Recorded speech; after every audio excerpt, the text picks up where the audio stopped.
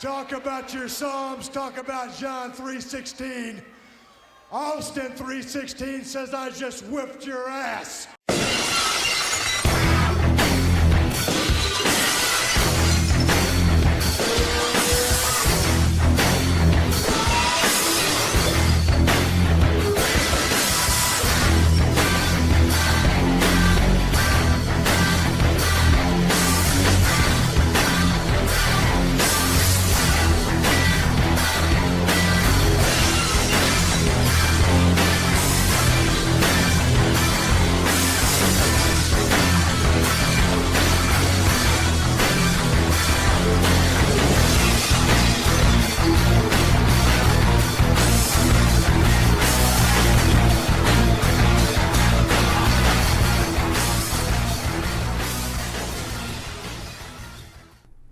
Welcome back to Beerific, everybody. What? This is Bandini. I am your host this week. What? That's right. That sound you just heard, the glass break. If you grew up in the 90s or the 2000s, you know that it only went one thing.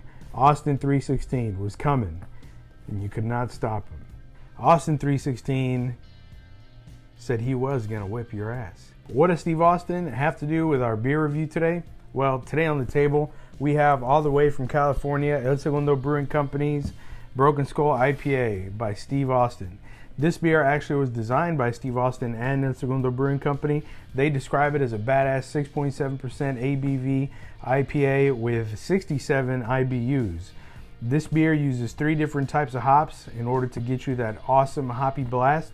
Anyway, they describe it as a great IPA. It's got really good reviews all over the place, and I am extremely excited to have the Texas Rattlesnakes IPA. Now let's see how this beauty pours. Alright. So already we can tell that this beer's got a light golden color. It's not too dark in color. It's got a really nice head. Man, look at that. So it's really clear. It's not hazy whatsoever. I think that this, dude, you can already smell the hops. As soon as you open this beer, you can smell the hops, the Chinook, Cascade. I think they have Citra hops in here. The head retention is really great. Obviously, you can tell some beers, when you open them up, you pour them, even if you do a mild pour and you do get a lot of head.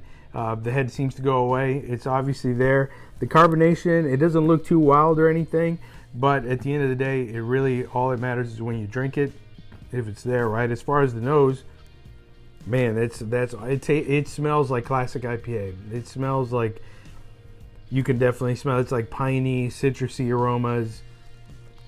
It smells really good. I'm so excited to taste it. So without further ado,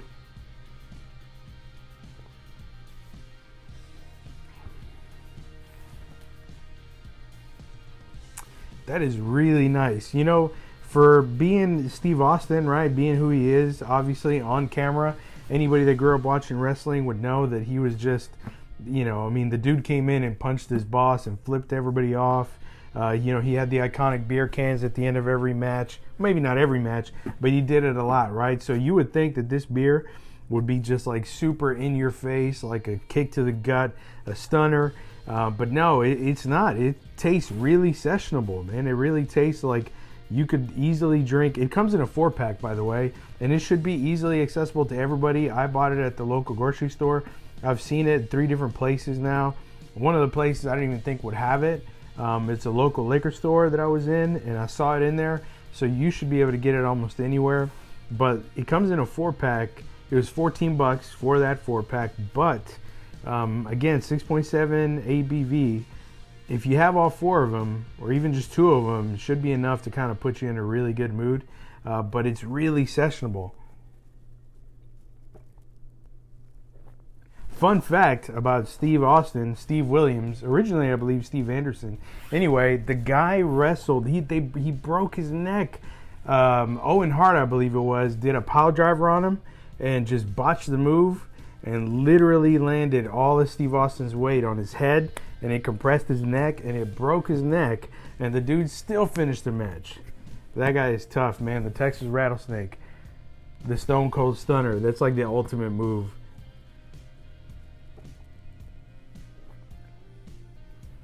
It just tastes really good. It's not overwhelming. The body isn't too thick. It's very light. Again, some IPAs tend to have, obviously, especially the higher alcohol volume, they tend to be a little maltier, so a little bit heavier, thicker on the mouthfeel. Not this. This is extremely sessionable. It's not overwhelming with hops. So if you're not an IPA drinker normally, this is still a really good beer because it's not too much, I'm telling you. If you wanted to pair it with something to eat, I think you could. Maybe something spicy, some spicy wings, a spicy pasta, or some chili or something. But look, at the end of the day, I think that you need to do yourself a favor and go grab yourself some Broken Skull IPA. And that's the bottom line, because Beerific says so.